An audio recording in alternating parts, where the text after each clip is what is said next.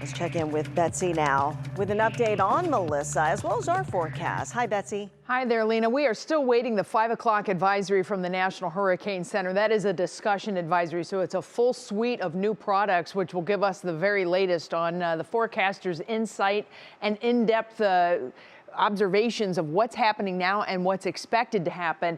It's pretty obvious to see that the storm is starting to re-intensify somewhat. So it came over Cuba last night, emerged back out into some very warm water here of the southwest Atlantic, and now it is sitting over the southern Bahamas. Turks and Caicos over here, Nassau, Bahamas up here. These are relatively uninhabited islands. There's not a whole lot of people out there with permanent residences and whatnot, but you can see the center of the storm still circulating. There is still a very strong wind core with this.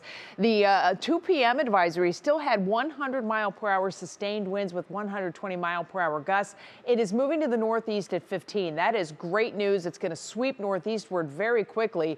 The bad news is that that will take the storm farther to the northeast and right up by Bermuda as we go through the day tomorrow. So there's not, it's not done and over with yet. We still have a strong Cat 2 that's going to pass by Bermuda, and then it will continue to head off into the northern Atlantic where it is expected to fall apart somewhat. Back here at home, we have clouds that have been moving in. That is definitely different from where we were yesterday at this time. We had nothing but blue skies to report, and the rain is not that far behind. You can still see some blue skies in the distance there, but the rain is quickly going to start to take over as we go through the rest of the evening, and that's really what's new in the forecast. The rain is moving in right now, and we're going to continue to have some lake showers through your day on Friday, and then especially as we get into Saturday, that's kind of what's changed. But tomorrow, that's the day. It's a soaker. All day rain and wind will be coming in too.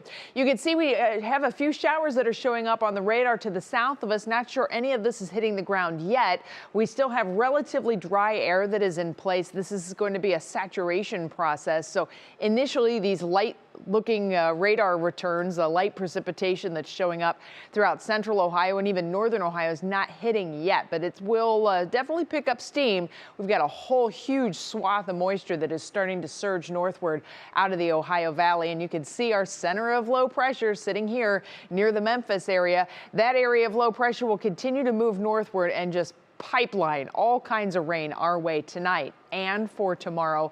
And then you can kind of see that flow that gets in here on the back side of it that lingers into the day on Saturday. So that's why we've adjusted the forecast somewhat. As far as when the rain gets here, well, we're going to start to see it picking up in frequency the later it gets, but we are in washout territory for most of the day on Thursday. And we are talking about that rain impacting your morning commute, your afternoon, your evening. It's all going to have rain in some capacity, and we may get a few areas where it's not as heavy a rain, but we are anticipating not just rain, but also wind gusts. Wind gusts over 25 miles per hour periodically to begin the day, and then that's going to continue on throughout. There's the easterly winds as we head through the rest of this evening. The rain moving from south to north in your National Design-Mar hour-by-hour forecast.